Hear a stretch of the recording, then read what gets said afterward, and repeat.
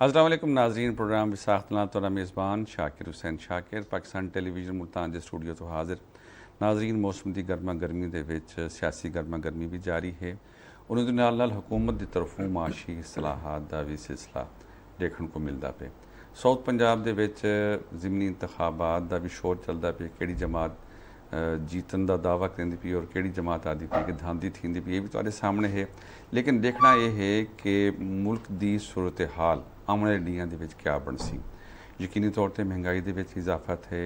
Petroleum मसनूआत दे नाल बिजली की कीमत के इजाफे दे नाल हर शय दे उत्ते असर पै वेंदे। ये हैं सारे अज के मौजूआत। इन्हां मौजूआत ते गुफ्तगू करन किते मौजूद हैं मुल्क दे नामवर सहाफ़ी, तजिया निगार, कालम निगार और रोज़नामा आफ्ताब के एडिटर जनाब मज़र जावेद होना तक असां वेलकम आते हैं। जी मेहरबानी शाकिर भाई। सर, ये दूजी शख्सियत एक इहो जी शख्सियत है जिंदा पाकिस्तान क्या पूरी दुनिया के सियासी मंजरनामे ते नज़र होंदी है। तारीख होवे, सियासत होवे, सकाफत होवे, इलैक्ट्रॉनिक मीडिया के नाल ताल्लुक है और साड़ी खुशबख्ती अज सारे नाल मौजूद हैं। सही यासर शेख होना तक असां खुश आमदीद आते हैं। मज़र भाई, क्या आदो कि मुख्तसर जा अरसा है मौजूदा हुकूमत का और इन अरसे दे विच बहुत तेज़ी दे नाल शैवां तब्दील थींदे पिन। खास तौर के उत्ते असां जिहड़े वेले देखदे हां कि पेट्रोलियम मसनूआत को वधाउणा लाजमी है और उनके बगैर सर्वाइवल कहना है। समझते हो कि बीइंग एक मुहिब वतन कौम ने यह फैसला कबूल किया? जी शाकिर भाई बहुत शुक्रिया। शाकिर भाई दे कोई शक नहीं कि इन वेले कौम जिहड़ी है वो सख्त मुश्किल का शिकार है और बहरान दर बहरान का सामना है। मैं समझदा कि ये बहरान कोई एक ॾींहुं पैदा नहीं थी वेंदे। ज़ाहिर है मतलब पिछली इमरान खान की हुकूमत भी इो वावेला है कि जनाब सबका हुकूमतां ने जो किरदार अदा किए हैं, जो कर्जे हासिल किए हैं IMF तो वर्ल्ड बैंक तो उन्होंने असरात असां भुगतते पे हैं। वो आदन वो दावा करेंदे हैं कि जनाब असां कोई महंगाई नहीं की, उन दौर भी महंगाई थी। ज़ाहिर है, लेकिन ये कोई शक नहीं कि हुण महंगाई की इंतहा थी गई है और ये हुकूमत भी वादे तौर पर आदि पई है कि जनाब अगर इमरान खान साहब ने जोड़े कर्जे कीते हैं, मतलब 70% कर्जे अगर IMF तो वर्ल्ड बैंक तो गिन कीते हैं तो उनके कर्जों का बोझ जोड़ा है वो सबको निभाना पौंदा। मतलब उहदे च जरूर मुश्किल फैसले हैं। मौजूदा हुकूमत का यह आखना है कि जिहड़े वेले साकू हुकूमत मिली तो पाकिस्तान डिफाल्ट के करीब है। अलहमदुलिल्लाह असां हुण कैफियत तो सूरत हाल तो जी बेहतर। बिल्कुल, मैं समझदा कि एक कोशिश हैं हुकूमत दे वज़ीर आज़म दे कि एक तो बैरूनी दुनिया कोलों मतलब इमदाद मंगना और कर्जें की सूरत हाल, कर्जें की किस्त आ वड़ना। अज अनाउंसमेंट है कि कर्जें की किस्त भी आवे सी तो उन और IMF ने मुज़ाकरात के बाद कुछ चीज़ें कंप्रोमाइज़ भी की थे। लेकिन तवक्को है कि भाई शायद कोई थोड़ा जहा रिलैक्स सी। एक आम तासुर यो ही है कि शायद ई दफ़ा एक दफ़ा वल पेट्रोल की कीमतें इजाफा थी सी और ये वजह सिर्फ यो ही है कि IMF की शराइत जड़े वो इतने सख्त हैं कि उनके उत्ते अमल दरामद करना पौंदा है। यासर साहब, ये दसे सो कि IMF की गाल करें पे सही मज़र हो रहा क्या असां मतलब एक इहो जिहा मैकेनिज़म नहीं बना सकते बतौर पाकिस्तानी कौम दे कि सियासी तौर पर, माशी तौर पर, समाजी तौर पर, सकाफती तौर पर और ज़रई मुल्क है असां खुद इहो जी मेहनत करूँ कि सबको बहरहाल पास इन्हिसार ना करना पवे अगरचे बहुत देर थी गई है। शाकिर साहब बहुत शुक्रिया एक इन्विटेशन का कि मौका देते हुए कि हालात हजरत उत्ते गुफ्तगू करूँ। देखो सर, चीज़ां ओवरनाइट ख़राब नहीं थियां। सही ऐसा पाकिस्तान अगर असा गाल करूँ तो पाकिस्तान जेरे हालात बनया हा, जेरे पाकिस्तान हालात वजूद आए तो तुहारी एक मिसाल बिल्कुल वाजे है। वो हर तालिब इल्म को ही पता हो सी कि भाई पाकिस्तान को पहली बारी तनख्वाही मुलाजमीन दी जी उस वेले at the time of partition 1947 असा विरसे च गिन के आया से वो भी तुसा मतलब बतौर लोन मतलब बहुत सारे मुखैर लोग ने सारे इलाके रियासत कौमें की जिंदगी मैं समझना कि एज जेरे 75 ईयर्स या 100 ईयर्स मैंने मायने नहीं रखे दे। सही, लेकिन ये अनफॉर्चुनेट है कि तरक्की का सफ़र करेंदे करेंदे वल कितनी इंजा खाई खड आवेंदे कि वल तुसा पिछुएं लगे वेंदे हो। जेरा पास्ट 3 ईयर्स हैं मैं समझदा इकोनॉमिकली पाकिस्तान का वर्स्ट दौर रहा जिंदे विच सूरत हाल के अगेंस्ट फैसले किए गए। सही, जिंदा फॉल आउट यह आंदा पाया कि तुसा बहुत अजीब सिचुएशन आ गए हो। तो मैं समझदा जी मौजूदा इत्तेहादी हुकूमत है इन बाकायदा खुदकुशी की सियासी तौर पर। अच्छा, कि और ये मैं समझना कि अगर कोई तालिब इल्म सहाफ़ियाना मिजाज दे या सियासत को या मुल्की मईशत को समझने वाले लोग हो सन ਤੇ ਉਹ ਇੰਨੇ ਕੋ ਕ੍ਰਿਟਿਸਾਈਜ਼ ਜ਼ਰੂਰ ਕਰਨੇ ਅਸਾਂ ਵੀ ਕਰਨੇ ਤੁਸੀਂ ਵੀ ਕਰਨੇ ਹੋ लेकिन ई सूरत हाल दे विच अगर तुसां इंदा बिल्कुल अनबाइस्ड थी के तुसां कोई अगर तज्जिया करे सो तो कुछ इन्ने दा शुक्रिया अदा करना पोसी जो अपनी सियासी बका को इन्ने फना दे तब्दील करके और पाकिस्तान सख्त फैसले कीते just for the sake of Pakistan economy सही ते ई सूरत हाल दे विच मतलब कि मैं समझना कि it will take time overnight चीज़ां जिवें खराब न थियां यासिर साहब अवाम बड़े जज्बाती हैं वो तो नहीं मतलब ये गाल को सोचेंदे कि ना मतलब सबको तो बस रिलीफ चाहिए देखो सर मैं समझना कि ई सूरत हाल दे विच वाकई कौम बहसियत कौम इस साइड उत्ते बड़ा कड़ा वक्त है ते we must should response as a nation कि ई मुश्किल हालात दे विच थोड़ा जिहा पेशेंस दा साकू मुजाहरा करना पौंदा मतलब सही पूरी जिंदगी गुजार छोड़ी है सहाफत दे वादी दे विच बतौर कौम तुसां बेशुमार उतार चढ़ाव डिठन कौम को किवें तैयार किया वंजे कि जेड़े वेले मुश्किल आवे तो मुश्किल हुकूमत दी नहीं होंदी वो अपनी मुश्किल होंदी है सर पहली गल तो है कि इहदे कोई शक नहीं कि मैं वाल वो गल करे सां कि असां इन वेले बहुत मुश्किल च कौम भी मुश्किल च कौमां को तैयार करने वास्ते हुक्मराना को भी कोई कुर्बानियां देने पौंदन सही मिसाल तौर पर इन वेले एक वाजे गाल की वेंदी है कि अगरचे मौजूदा हुकूमत जी है मैं समझदा कि उन्होंने अरकान असम्बली अरकान पार्लीमेंट सैनेटर्स की मराहत भी काफ़ी हद तक कमी कर दी है लेकिन साकू हुण अमलन साबित करना पोसी सारे हुक्मराना को कि अगर कौम मुश्किल है तो असां भी मुश्किल है और वो मुश्किल सी दा सबूत सिर्फ यूँ सूरत दिता वही सकते कि वो आप सादगी को अपनावन क्या फ़र्क पौंदे अरकान असम्बली को कि ई मुश्किल हालात दे विच अनाउंस करन कि जनाब अस अपनी तनख्वाह नहीं गिनते मराहत नहीं गिनते मतलब मेडिकल अलाउंस नहीं गिनते उन्होंने क्या फ़र्क पौंदे ਜਿਹੜੇ ਲੋਕ ਕਰੋੜ ਰੁਪਏ ਖਰਚ ਕਰਕੇ पाकिस्तान या शहबाज शरीफ ने सनतकारां दे उत्ते और कारोबारी तबके दे सुपर टैक्स लाए अमूमी तौर दे उत्ते अगरचे वाज़े तौर ते उनकी कोई मुखालफत नहीं थींदी पई लेकिन वो आख्या वेंदा पे बादी और नज़र दे विच कि वो अवाम ता शेयर वे सी अवाम ते बोझ आवे सी क्या सर अवाम ते बोझ ही वास्ते आसी ना कि कोई मैन्युफैक्चरर जिहड़ा है वो अपने ते बोझ नहीं रखेंदा अच्छा अगर उनके ते तुसां 1 रुपया टैक्स लेंदे पे हो तो वो 2 रुपए लोगों को वसूल करके रुपया आप मुनाफा कमासी मतलब मैं समझदा कि ये जेडे सुपर टैक्स लाए वेंदे या ई किस्म के साडे मुल्क विच चैंबर्स मौजूद हैं उन्होंने चैंबर्स नाल मुज़ाकरात करके अगर ये टैक्सिस का इजाफा किया वजे पहली बुनियादी गल तो है कि हर शख्स को टैक्स देना चाहिए और सनतकारों को भी टैक्स देना चाहिए जो मैं समझदा देंदे भी पेन टैक्स नैट जो मौजूद हैं मतलब अगर वो अपना टैक्स बर वक्त देवें तो कोई फ़र्क नहीं पौंदा सुपर टैक्स जिस तक मसला है उनके अगर कुछ तहफ़ुज़ात हैं चैंबर्स के और चैंबर्स के तहफ़ुज़ात को दूर करके ये कम को आसान बनाया वह यासिर साहब ये मतलब हुकूमत का मौक़िफ़ ये है कि असां आवाम के उत्ते कोई बोझ नहीं पाता जो सनतकारां ने मतलब साकू अपना गोशवारा दिते और उनके शो किए कि सारी इतने अरब रुपए कमाई है उन कमाई के उत्ते असां टैक्स गिनते पे हैं वैसे हुकूमत का मौक़िफ़ भी बड़ा ठीक है लेकिन वल गाल यह है कि जेडे वेले सीमेंट के उत्ते सरिये के उत्ते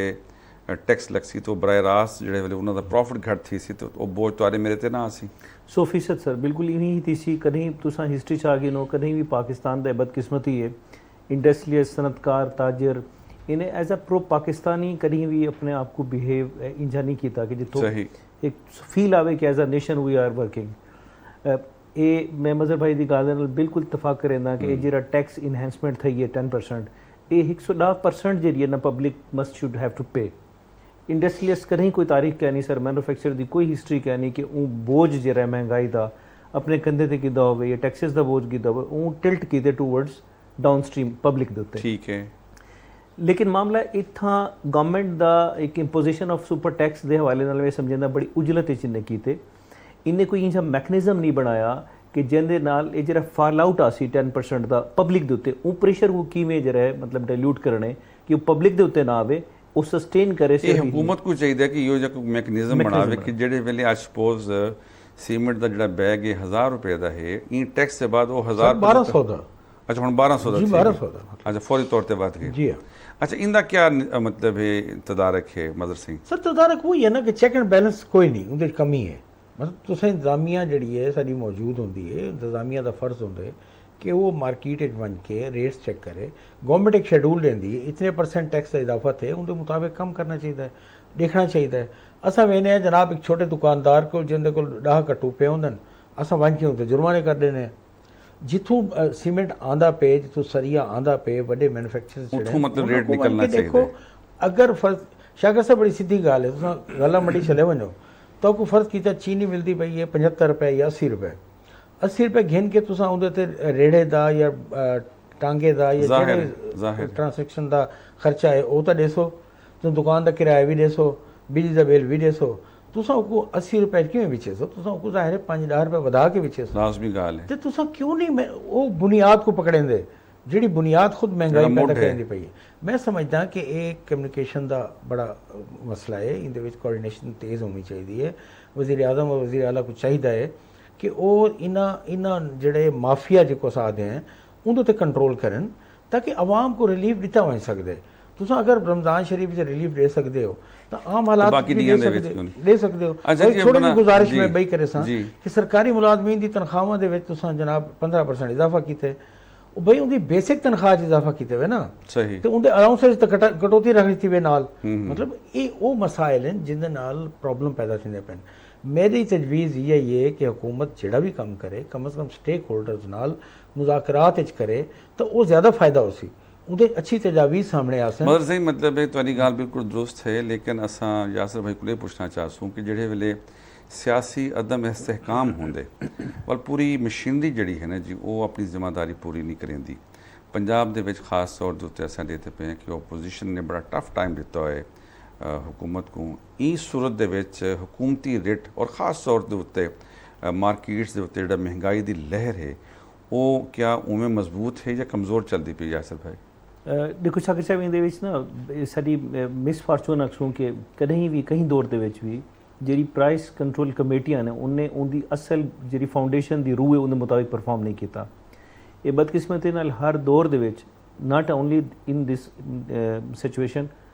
ਮਾਜ਼ੀ ਵਿੱਚ ਤੁਸੀਂ ਚਾਹ ਗਏ ਨੋ ਹਰ ਗਵਰਨਮੈਂਟ ਨੇ ਆ ਕੇ ਹਰ ਜਮਾਤ ਨੇ ਆ ਕੇ ਆਪਣੀ ਬਲੂ ਆਈਡ ਲੋਗਿੰਗ ਨੂੰ ਪ੍ਰਾਈਸ ਕੰਟਰੋਲ ਕਮੇਟੀ ਵਿੱਚ ਐਡਜਸਟ ਕੀਤੇ, ਨਤਾਇਜ ਉਹ ਉਹਦੀ ਰੂਹ ਦੇ ਮੁਤਾਬਿਕ ਨਹੀਂ ਨਿਕਲੇ। ਅੱਜ ਅਗਰ ਜਿਹੜੀ ਖੁਦ ਸਾਖਤਾ ਮਹਿੰਗਾਈ ਹੈ ਜਿਹੜਾ ਸਭ ਤੋਂ ਵੱਡਾ ਪ੍ਰੋਬਲਮ ਹੈ ਸਰ ਐਜ਼ ਅ ਪਾਕਿਸਤਾਨੀ ਅਸਾਂ ਫੇਸ ਕਰਦੇ ਪਏ कि कोई शायद इंपैक्ट आवे ना आवे आटो दे उत्ते मतलब तुसा मेरे ख्याल कोई चाह गिनो आज कोई परचेज करो राइट आफ्टर 2 डेज अगर तुसा मार्केट तफाक थे उसे तुसा समझो नहीं मिलती शायद। वजह यह है कि फ्लेयर ऑफ गवर्नेंस है इतना कि तुहारी प्राइस कंट्रोल कमेटियां जी हैं ना वो ब्लू आइड बेस्ड हैं और डिप्टी कमिश्नर की एक मनमानी है या MPA साहब की मनमानी सियासतदान कि भी उन्हें मनपसंद चाहिए लोगों को एडजस्ट करने just on the cup of T उन्हें को फेसबुक वास्ते तस्वीर मेल वेंदे लावण कीते। प्रैक्टिकली प्राइस कंट्रोल कमेटियां दा फ्लोर है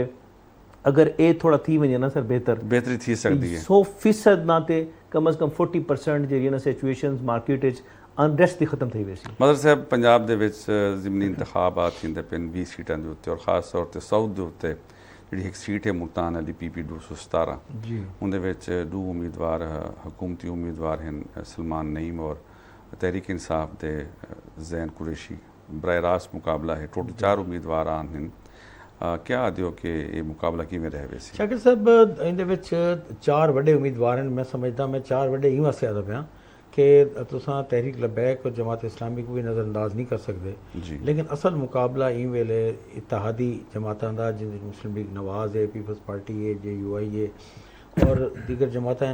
और नाल PTI दे उम्मीदवार हैं। अच्छा इहदे कोई शक नहीं कि ई वेले PTI ਦੇ ਉਮੀਦਵਾਰ ਜਿਹੜੇ ਹਨ ਉਹ ਇਮਰਾਨ ਖਾਨ ਦੇ ਨਾਂ ਤੇ ਵੋਟ ਮੰਗਦੇ ਪਏ ਔਰ ਇਮਰਾਨ ਖਾਨ ਜਲਸੇ 'ਚ ਆਪਣਾ ਮੌਤ ਵੀ ਗਿਣਦੇ ਪਏ, ਮਤਲਬ ਪਬਲਿਕ ਮੌਜੂਦ ਹੈ ਔਰ ਉਹਨਾਂ ਕੋਲ ਸਲੋਗਨ ਇਹੋ ਹੀ ਹੈ ਕਿ ਜਨਾਬ ਮੁਲਕ 'ਚ ਮਹਿੰਗਾਈ ਹੈ, ਬੇਰੁਜ਼ਗਾਰੀ ਹੈ, ਸਾਰਾ ਸਿਲਸਿਲਾ।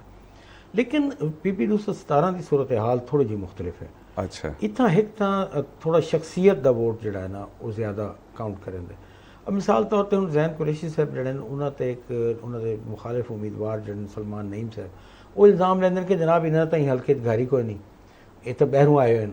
ਤੇ ਮੈਂ ਇੰਪੋਰਟਡ ਉਮੀਦਵਾਰ ਹਾਂ। ਦੂਜਾ ਮਸਲਾ ਇਹ ਕਿ ਸਲਮਾਨ ਨਈਮ ਦਾ ਥਰੂ ਆਊਟ ਜਿਹੜਾ ਵਰਕ ਹੈ ਖਾ ਉਹ ਇਲੈਕਸ਼ਨ 'ਚ ਵੇਂਦੇ ਜਾਂ ਨਹੀਂ ਵੇਂਦਾ,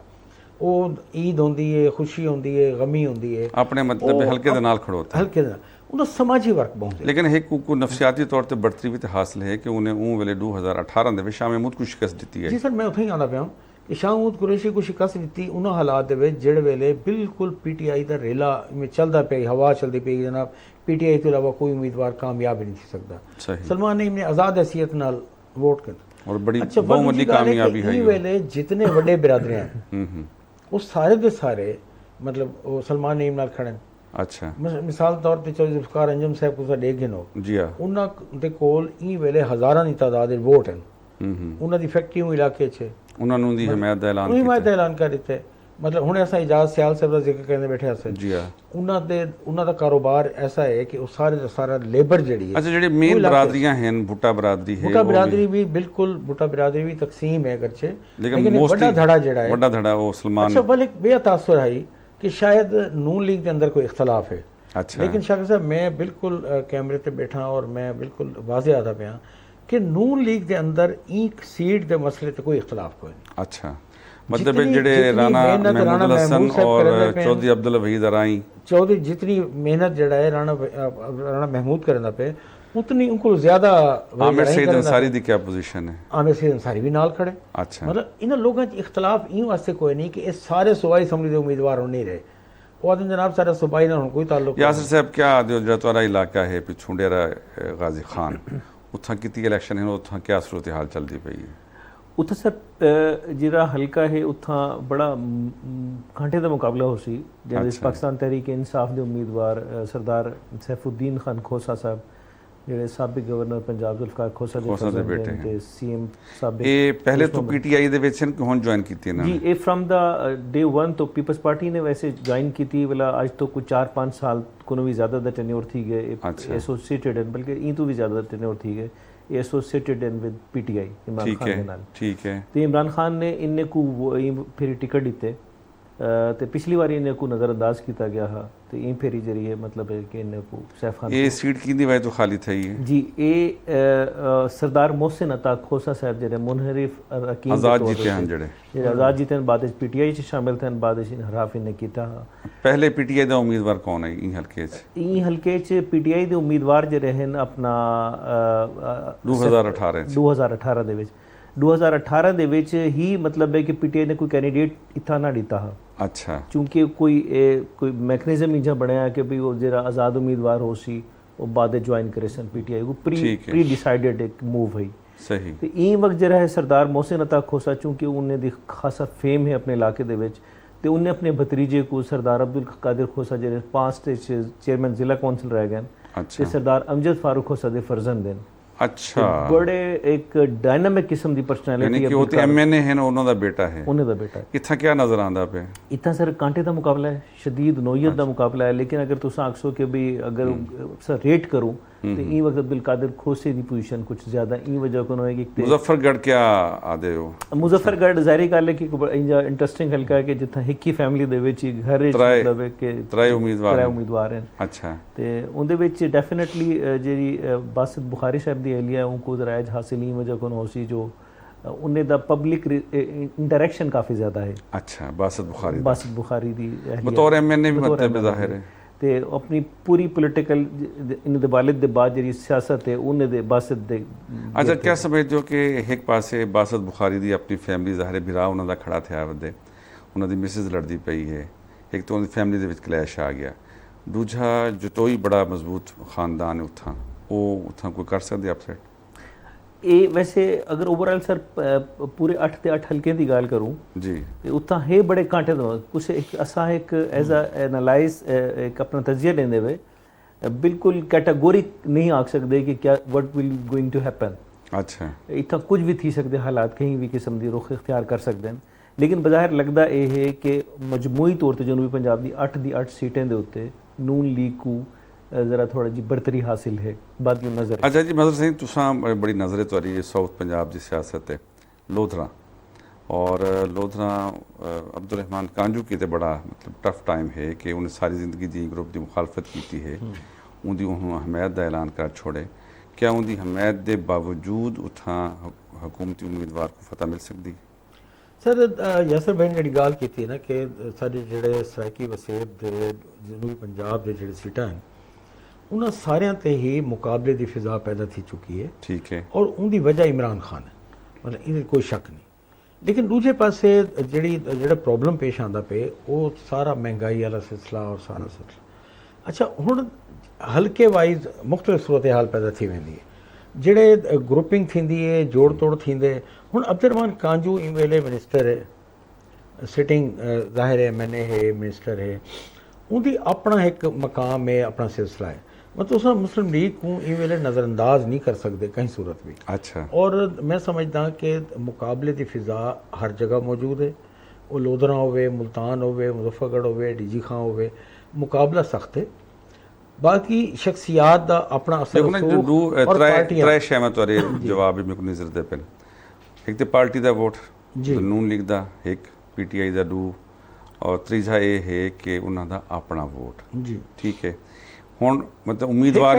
एक फैक्टर बेया भी है कि ਜਿਹੜਾ ਸਾਰਾ ਸਾਊਥ ਦਾ ਇਲਾਕਾ ਹੈ ਪੀਪਲਸ ਪਾਰਟੀ ਦਾ ਵੀ ਬਾਹਰ ਅਸਰ ਮੌਜੂਦ उसका है। मतलब असर है। ਅੱਛਾ, ਵਲ ਮਜ਼ਹਬੀ ਵੋਟ ਜਿਹੜਾ ਹੈ JUI ਫੇ ਦਾ, अच्छा, ਉਹ ਵੀ ਆਪਣੀ ਜਗ੍ਹਾ ਮੌਜੂਦ ਹੈ। ਉਹ ਸਾਰਾ ਦਾ ਸਾਰਾ ਉਹਨਾਂ ਨੂੰ ਮਿਲਦਾ ਉਹਨਾਂ ਨੂੰ ਪਿਆ। ਸਾਰਾ ਮਿਲਦਾ ਅੱਛਾ, ਪਿਆ। ਵੱਲ ਔਰ ਉਮੀਦਵਾਰ ਜਿਹੜਾ ਜ਼ਾਤੀ ਵੋਟ ਹੈ, ਹਾਂ ਉਹਦੀ ਉਹ ਜਿਹੜਾ ਜ਼ਾਤੀ मतलब ਅਸਰ ਪਾਰਟੀ ਰਸੂਖ ਵੀ- ਤਬਦੀਲ ਕਰਨ ਦੇ ਬਾਵਜੂਦ ਉਹਨਾਂ ਨਾਲ ਖੜੋਤਾ जी ਹੁੰਦਾ। हाँ। अच्छा, बल देखो रिस्पॉन्स तो हर जगह है ना। अच्छा। मतलब मिसाल तौर पर तुसन ये अगरचे हुण म्यार पहले कई ज़माने आदे हैं कि जलसे म्यार कोई नहीं, लेकिन हुण जलसे म्यार हैं उम्मीदवारां दे जिहड़े जलसे अपने हैं या उम्मीदवारां दी जिहड़ी कैंपेन है वो दस्सेंदे पे होंदे कि भी क्या सूरत हाल है। सही। मतलब दस्से ना कि फिजा इहदे मुकाबला बिल्कुल ठीक है, मुकाबला बड़ा सख्त है, कोई शक नहीं है, लेकिन आने वाले वक्त और हालात विच ये मजीद बेहतरी ऐसी हाली बहुत सारा टाइम पे यासर साहब एक बड़ी अहम इशू है वो ये है कि ਜਿਹੜੇ ਵੇਲੇ ਕੋਈ ਵੀ ਉਮੀਦਵਾਰ ਪਾਰਟੀ ਤਬਦੀਲ ਕਰਿੰਦੇ ਉਹਦਾ ਜਿਹੜਾ ਆਪਣਾ ਜ਼ਾਤੀ ਵੋਟ ਤੇ ਹੁੰਦੇ ਹੀ ਹੁੰਦੇ, क्या पार्टी ਦੇ ਜਿਹੜੇ ਵਰਕਰ ਹਨ ਉਹਨਾਂ को ਕਬੂਲ ਕਰ ਸਕਦੇ ਹਨ ਕਿ ਜੀ ਇਹ ਸਾਰੀ ਜ਼ਿੰਦਗੀ ਨੂਨ ਲੀਗ ਵਿੱਚ ਮਸਲ ਆਮਿਰ ਇਕਬਾਲ ਨੂਨ ਲੀਗ ਵਿੱਚ ਰਹਿ ਗਏ ਹੁਣ PTI ਦੇ ਉਮੀਦਵਾਰ ਹਨ। ਸਾਰੇ ਉੱਥੇ ਜਿਹੜੇ ਮਕਾਮੀ ਧੜੇ ਹਨ ਜਿਹੜੇ ਉਮੀਦਵਾਰ ਹਨ ਕਿ ਐਸਾ ਕੁਝ ਟਿਕਟ ਮਿਲਣੀ ਚਾਹੀਦੀ ਹੈ, क्या ਇਵੇਂ ਮੁਸ਼ਕਲਾਂ ਦਾ ਸਾਹਮਣਾ ਨਹੀਂ ਕਰਨਾ ਪੈਂਦਾ ਜੋ ਉਮੀਦਵਾਰਾਂ को? शाकिर साहब, थैंक्स टू इमरान करना पोसी इमरान खान कि खान साहब की वजह दी जो तहरुक इन्हें पैदा किए वो हुण मामला पार्टियां दे जो वोटर्स का है वो अपने फ्लैग ते अपने निशान के गिरद खासा क्लोज आ गए। अच्छा, हुण इनका असर बहुत कम रह गए कि तुसां अगर पार्टी दे ना होवे तो हुण आ गए वे तो तुहाडा एक्सैप्टेंस वाला इशू मैं समझदा कोई पॉइंट्स आ गए। जरा मेजोरिटी है वो पार्टी एफिलिएशन है, ठीक है। पार्टी दे इंतखाबी निशान दी एक वर्थ है ते तुहारी जेरी कंपेन है जेरी वो प्लेटफॉर्म दे तहत उन उत्ते डिपेंड करे दे। सही। सो मैं नहीं समझदा कि ये मामला या नून लीग वास्ते मसाइल पैदा करे सी या तहरीक इंसाफ वास्ते पैदा करे सी। वो हर इत्थां मतलब है कि जरा वर्कर है वो बड़े ज़ील एंड जीस दे नाल